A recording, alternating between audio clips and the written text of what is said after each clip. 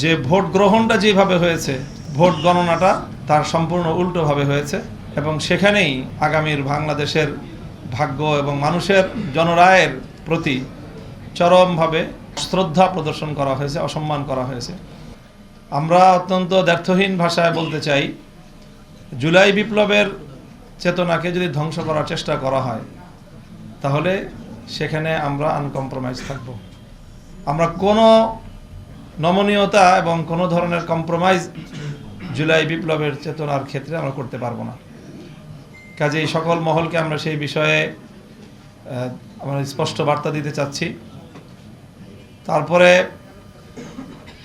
ইলেকশনটার যে বিষয়ে আমরা আমাদের গতকাল থেকে আজকে বলে আসছি আমরা যে আমরা তো আমাদের ইতিবাচকভাবেই আমরা ব্যক্ত করতে চাচ্ছি প্রতিক্রিয়া, কিন্তু পরিষ্কার যে ইলেকশনটা তো একটা সময় পর্যন্ত অথবা ভোট গ্রহণ হওয়া পর্যন্ত মোটামুটি দৃশ্যমান রাখা হয়েছে, কোনো গণ্ডগোল যেন না হয়।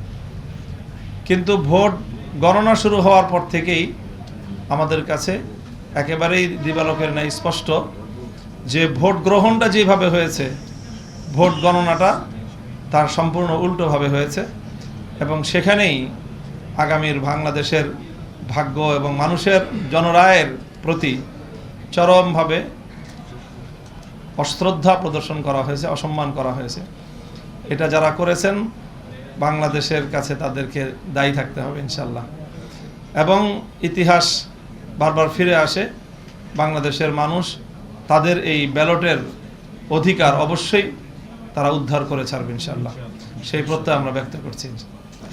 ধন্যবাদ। আলহামদুলিল্লাহ, দীর্ঘক্ষণ ধরে আপনারা আছেন, সবাইকে ধন্যবাদ জানিয়ে আমরা দেশবাসীকে কৃতজ্ঞতা আদায় করতে চাই যে সকল ধরনের হুমকি ধমকি অত্যাচার জুলুম নিপীড়ন অগ্রাহ্য করে দেশবাসী যেভাবে আমাদের পাশে দাঁড়িয়েছিল আমরা রিয়েলি অভিভূত, তাদের কাছে কৃতজ্ঞ।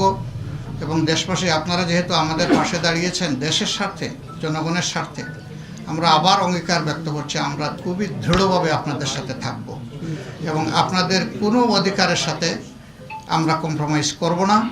অধিকার আদায় করাই হবে আমাদের নৈতিক দায়িত্ব। এ লড়াই আমাদের অব্যাহত থাকবে ইনশাআল্লাহ। সংশ্লিষ্ট সকলকেই আমরা আন্তরিক ধন্যবাদ জানিয়ে এখানেই শেষ করছি। আসসালামু আলাইকুম।